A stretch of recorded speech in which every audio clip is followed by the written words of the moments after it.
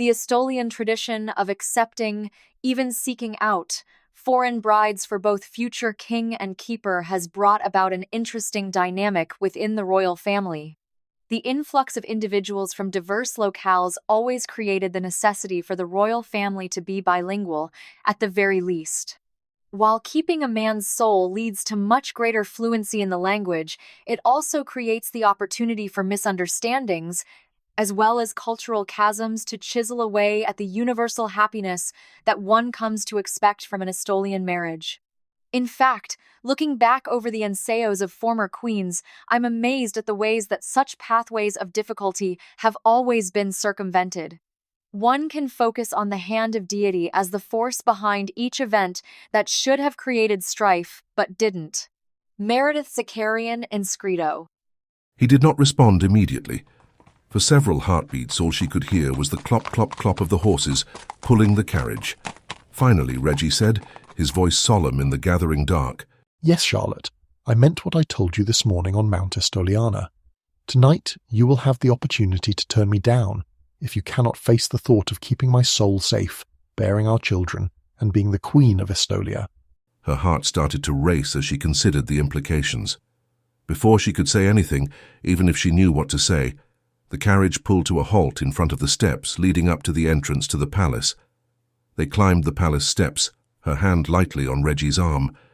The warmth of his arm under her fingertips brought her memory back to that morning at the top of Mount Estoliana, to the feel of his lips on hers, his body pressed against her body, and the sensation of wanting that swirled through her. Reggie led her to the palace entrance, where the king and queen already stood with the keeper and his ceilidh. Beside them, Antonio wore his black sash with the bearing of a man who had spent his life preparing for exactly this moment. Laura stood at his side. Her earlier unhappiness had melted away. She looked radiant now. The two looked like they belonged together. Charlotte hesitated, but his warm hand at her back guided her forward. She was not a guest any longer. His palm stayed against her spine as citizens approached, as they bowed to them, as they spoke to her with the deference they were offering his mother. The realization struck only when the flow began to slacken. He is presenting me as his queen. She kept smiling, kept nodding, but she moved closer to him, holding his arm tightly, drawing strength from his solidity.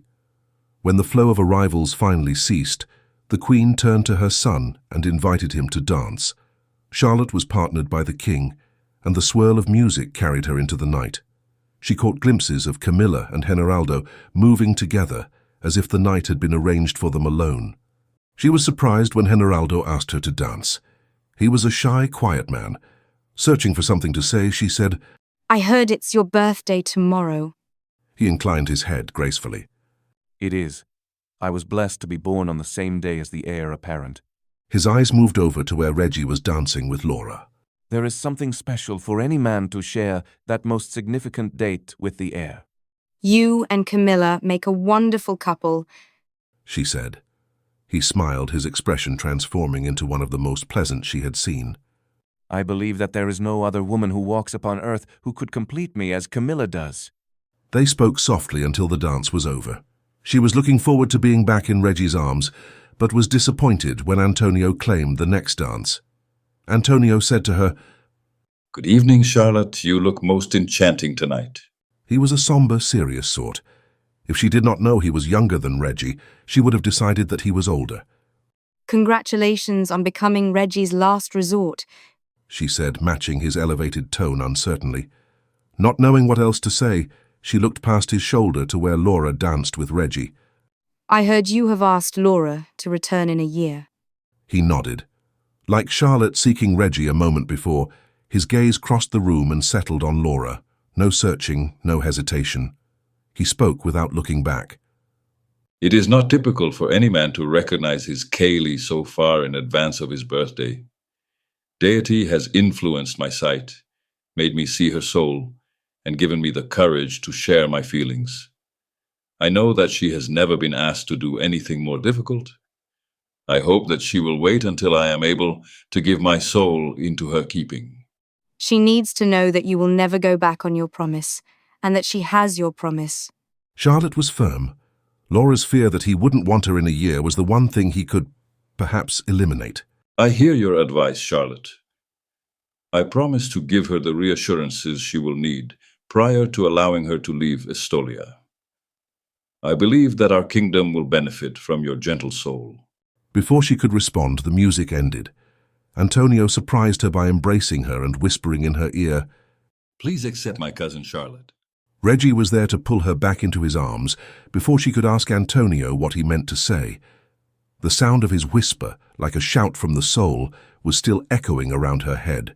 Not quite a command, more an entreaty.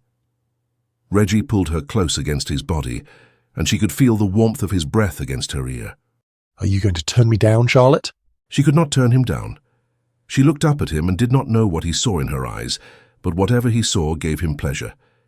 He smiled and then took her hand and led her from the room through a series of hallways to a staircase she did not recognize. As they ascended, she studied the paintings lining the walls in curiosity. They were all women of abiding character. At the second landing, the portrait of a queen hung on the wall in a position of prominence. She halted and looked up at the painting. Who is she? He came up behind her, his arms around her, silent for a time before he answered. Queen Juliana. She was from Vienna, a princess in her own right. Her father did not wish for her to marry my great-grandfather. He thought being queen of our humble nation was an insult. He did not prevail, of course. She is one of our more colourful historical figures. I can't be a queen. She blurted out, realizing what Reggie was asking her to do. She stared at the portrait of the beautiful queen. Instead of being alarmed, Reggie was amused. Why not, Charlotte? There is only one reason for you not to be my queen and Kaylee. What is it? The only reason you could give me would be that you do not wish my love. From the ceremony to the palace tall.